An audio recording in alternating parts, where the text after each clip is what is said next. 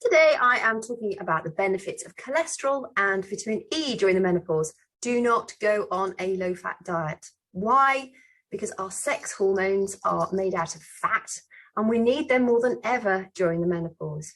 So welcome to Menopause Monday. In today's video, I'm actually going to be talking about cholesterol and the right kind of vitamin E and how important they are for us in the menopause. And it's probably going to surprise you because most of all in the press, we hear how bad cholesterol is. I'm going to cover cholesterol first, and I'm going to weave in the importance of vitamin E to sort of help to support you with your symptoms and understand why throughout your perimenopause, through into menopause and beyond. So with cholesterol, many of us have levels of cholesterol that are too high. The typical, sorry, my cat's just jumped up behind me. The typical Western diet and our food choices lead to higher than normal cholesterol levels. But as a menopausal woman, you may actually find that your cholesterol levels are starting to go up a little bit. And actually, it's the body doing what the body does best. Flower, can you stop disrupting my video? First and foremost, it's important to note that going on a low-fat diet is not going to be helpful for you during the menopause unless you significantly need to lose a lot of fat because of the health implications of that. We need healthy fats as part of a healthy diet, and a low-fat diet has serious implications in the rise of menopausal symptoms, as well as loads of others. But I mean, most of all, low-fat foods are crammed full of sugar. Sorry, my cat looks like it's about to attack me. And to try and make them taste better. And sugar is just so bad for us on so many different levels, but that's another topic for another time. But sugar is going to certainly worsen your menopausal symptoms. So cholesterol essentially is the precursor to our sex hormones, estrogen, progesterone, and testosterone. So if we're reducing our dietary healthy fats, we're actually we risk making our menopausal symptoms even worse because we're creating less of them. We actually need to get as much as we can. During menopause, it's a sudden drop in estrogen and progesterone drops off far quicker than estrogen does. That causes the symptoms, so like the brain fog, the anxiety, hot flushes, night sweats, muscle weakness, bone density issues, vaginal dryness, insomnia, and more. And on top of that, we need to support our adrenal health because it's our adrenals that actually do the backing. They help to back up the job of the ovaries when we stop producing eggs. And as an aside, did you realize that cholesterol is actually a steroid? While too much cholesterol isn't a good thing, the body does need some cholesterol to run at its best. So it's about finding that happy, healthy balance. And cholesterol is actually the most abundant steroid in the body. In your body, all steroid hormones originally come from cholesterol. So it's not just the bad boy that it's made out to be. It is just about finding the right balancing act for it. So interestingly, your cholesterol will rise a little during the menopause to help with hormonal balance. It's the body doing what it does best, and that's looking after us the best way it can, given the circumstances we put into our bodies. So the body knows what it's got to do, and estrogen and progesterone are falling. It helps supplement them by making some of them from our cholesterol, which is why that small rise in cholesterol during the menopause is actually going to support you. And for most women, as you go through the menopause, those levels will fall off as well. So it's just the body doing its balancing act. However, if you suffer from high levels of cholesterol, this is not going to fill you with abundant relief because, you know, while it helps us navigate the menopausal symptoms more effectively, you're still left with high cholesterol, which has its own health implications. So first off, it's important to understand the difference between the two types of cholesterol, the LDL and the HDL. LDL is the low density lipoprotein cholesterol, and that's the type of cholesterol that gets a bad rap. Your doctor ideally wants that level to go low. HDL is the more positive side of cholesterol, and that's the one that your doctor ideally wants to see ranking quite high. When we eat a lot of saturated fats, it can increase our levels of LDL, the bad one, which then can be synthesized from saturated fats. And this is what causes the inflammation to occur inside our arteries and cause fatty deposits to accumulate. You know, when you hear of arteries that are blocked up, it's the LDL that's causing that And different foods lower cholesterol in various ways. Some deliver soluble fiber, which binds cholesterol and its precursors in the digestive system and drags them out of the body before they can get into the circulation.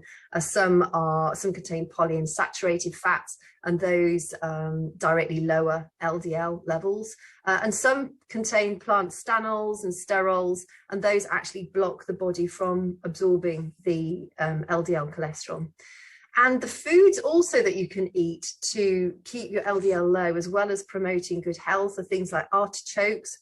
There's a lot of evidence that around that. Avocados, all sorts of beans, sunflower seeds, oats, nuts, fatty fish like salmon, tuna, mackerel, anchovies, sardines, apples, blackberries, strawberries, grapes, citrus fruits. The pectin in those is particularly helpful.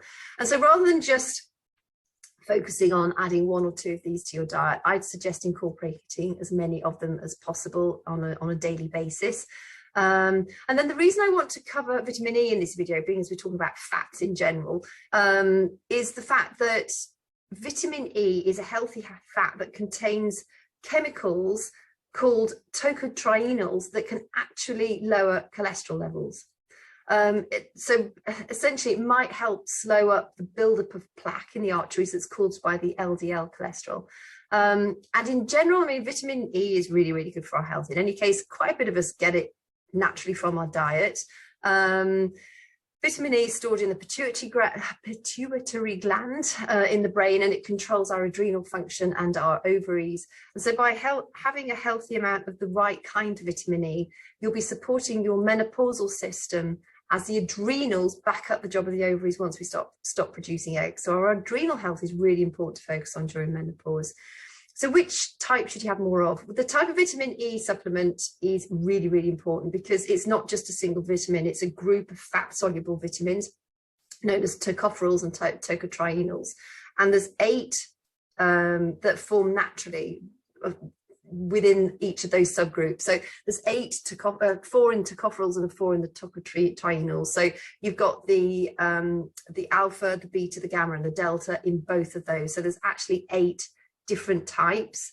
And in most studies, we've been shown that have not shown favourable results from using vitamin E. It's when people have only supplemented with the tocopherol rather than a mixture of tocopherols and the tocotrienols.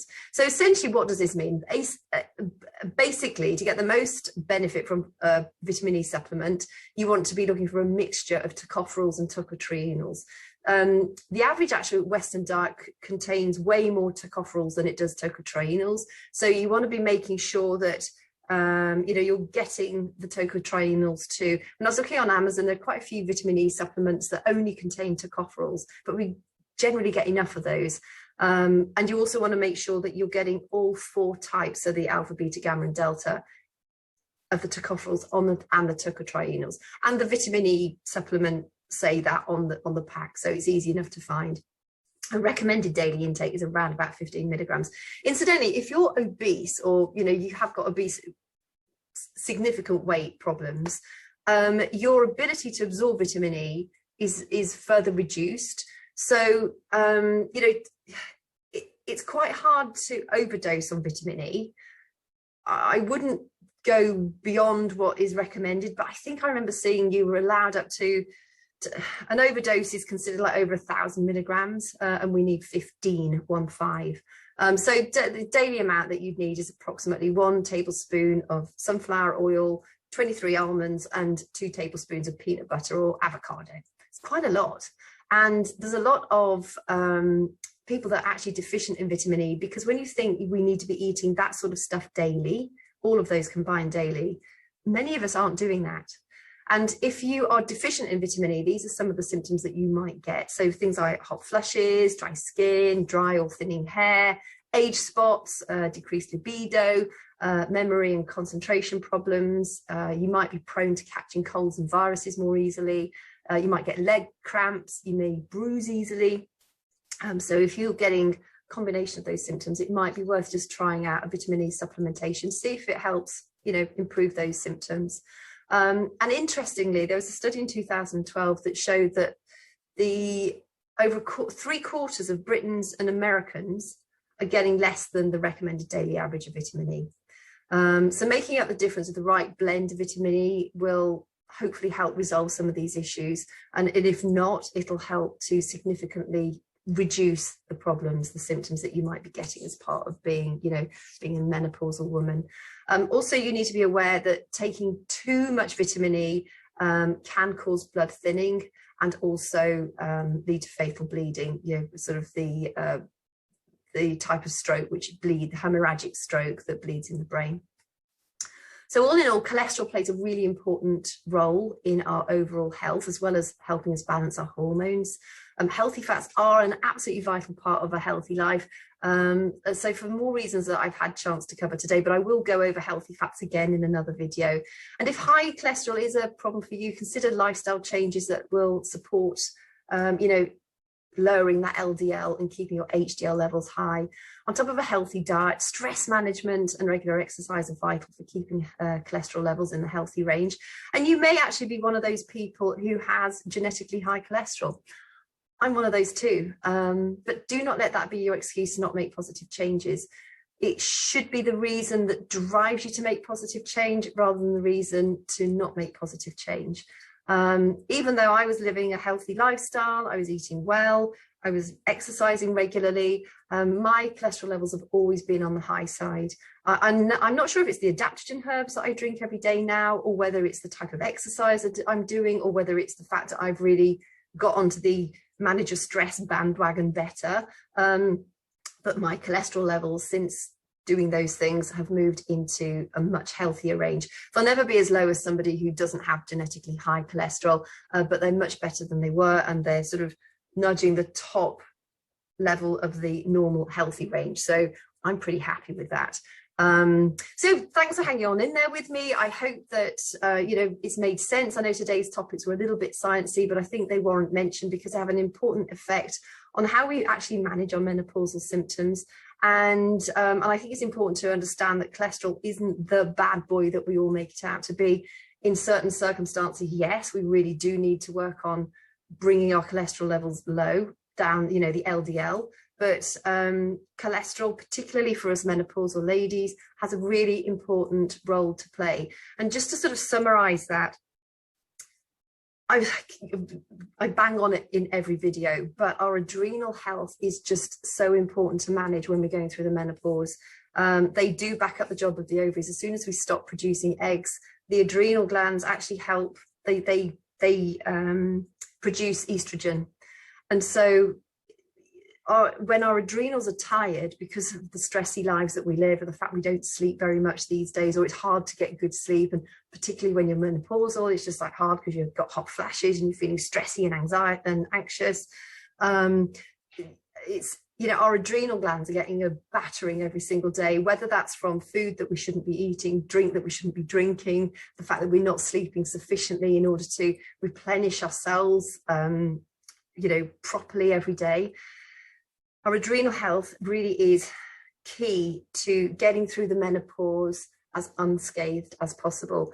And our stress levels also tie into cholesterol. So, while cholesterol is a really important part of a healthy menopause and a very important part of how we live optimally, we don't want too much of the LDL. So, the heavy saturated fats, alcohol, smoking, those sorts of things are going to help that LDL level to go up, which is what we want to avoid happening. But on the whole, stress management is just so important. It's just so important. So with regard to that, I've offered it in previous videos again, but sometimes you might not have seen those. I have a healthy sleeping series that I can let you have. It includes my Healthy Sleeping Habits ebook, and then a whole slew of tips and strategies to help you get the most out of your sleep, because it might not be that you can sleep for as long as you want, but you want to make sure that the sleep that you're getting is really, really high quality sleep.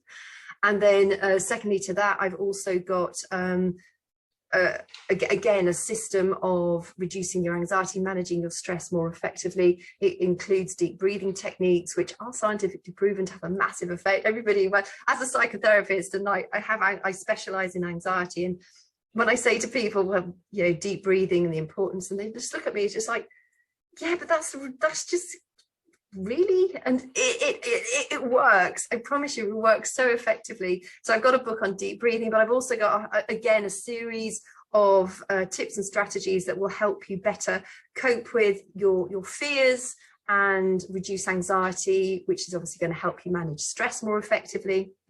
So if you'd like either of those or both of those, what I'll do is I'll drop the links below this. So if you're watching this on YouTube, you can grab it from the links that I'm popping down below. If you're watching this on Instagram, then the links are in my link tree beneath my Instagram profile. If you're watching this on Facebook, I will drop them in the comments below the video when I publish this. It's the problem with all these different platforms, isn't it? So I think I've sort of ticked all the boxes. So thank you for hanging on in there with me. I hope it's been helpful. I hope it's helped you understand a little bit more about the fact that cholesterol isn't the bad boy that we make it out to be all the time, and also the importance of those vitamin E tocopherols and tocotrienols. If you go onto Amazon, just make sure, and the bottles are really easy to see, that you're getting a good blend of both tocopherols and tocotrienols, and you're getting the 4 you know, types in each of those blends. So thanks for hanging on in there with me, and as always, if you've got anything that you want me to cover in a future Menopause Monday, just drop me a message. I'll make sure to add that to the list. Please give me a thumbs up if you found this helpful, and if you want to make sure you don't miss any future episodes, click the subscribe button and you'll be notified when I release my next one next Monday. So have a great week and catch